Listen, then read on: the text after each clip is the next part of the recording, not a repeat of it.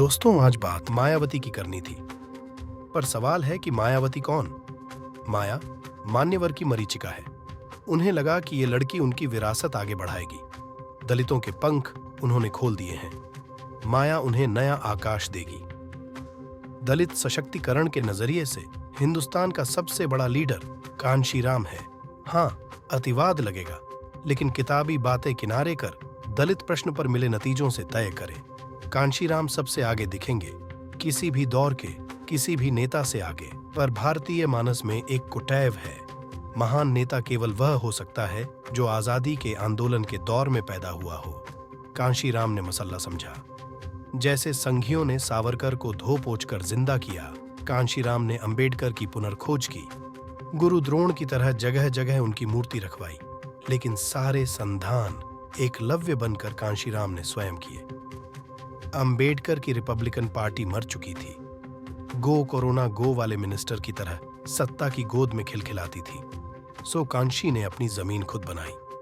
From scratch, no political experience, no privilege, न बड़ी degree, network, पैसा, न समर्थन। पैदल साइकिल पर चलकर उन्होंने अलग जगाए।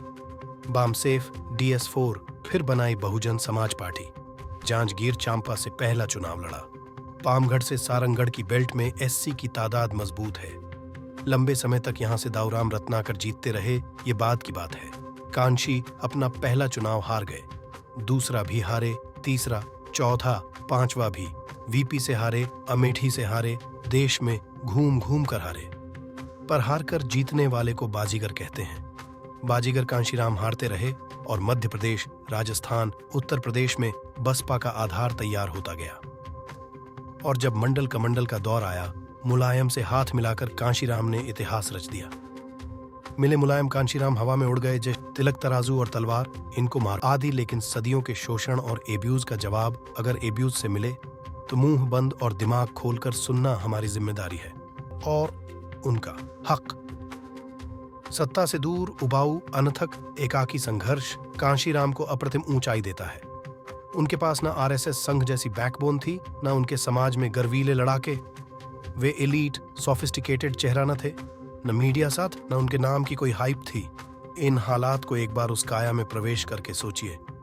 कांशीराम को उनका ड्यू नहीं मिला। मेरी निगाह में ये एक मजाक है कि कांशीराम की दी आवाज से उनके समर्थक अंबेडकर के नारे लगाते हैं और उनकी लेगेसी कौर कौर कर निगलने वाली मायावती को कंधे पर उठाते हैं।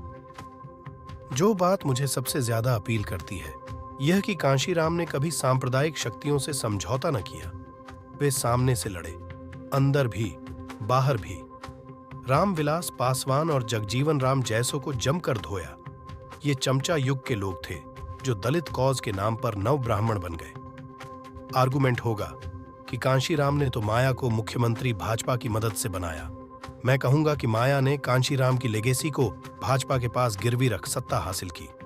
वह कांशीराम के अस्ताचल का दौर था और गेस्ट हाउस कांड में ब्रह्मदत्त द्विवेदी की एंट्री एक ट्विस्ट, जिस डगर से कांशीराम ने सदा खुद को बचाया। माया उसी अंधे कुएं में दौड़ती चली गई, हर बार दुगने वेग से। उन्हें वक्ती उछाल तो मिला और इसमें भी शक नहीं कि एक वक्त शानदार सरकार चलाई, लेकिन उस क्षणिक चमक में विशाल भ्रष्टाचारों का डर दिखाकर सांप्रदायिक ताकतें अंततः उन्हें लील गई, उनके साथ कांशीराम की विरासत भी। मायावती अब EVM में वोट ट्रांसफर का स्लॉट पर है। जनाधार, लड़ने की ताकत, संकल्प और भरोसा सब खो चुकी। मायाजाल समेटा जा चुका। दलित के गले की आवाज ही कांशीराम की आखिरी विरासत है। वह भी भर्राई सी लगती है। आत्मविश्वास का अभाव है। उसके साधक नए ठौर खोज रहे हैं। माया युग में दो जय भीम के बीच एक साइलेंट जय श्री राम सुनाई देने लगा था। उनका खूंटा उखड़ने के साथ मामला दो जय श्री राम के बीच साइलेंट जय भीम तक आ चुका। संघर्ष की बिकी विरासत, खाली दुकान को कांशीराम हाथ मलते, सिर धुनते हुए देख रहे होंगे। दुख की बात है, पर समय की सुइयां पीछे नहीं घूमती। समय बदलेगा और कांशीराम का समानता का सपना साकार होगा। जरूर होगा, जरूर होगा, जरूर होगा।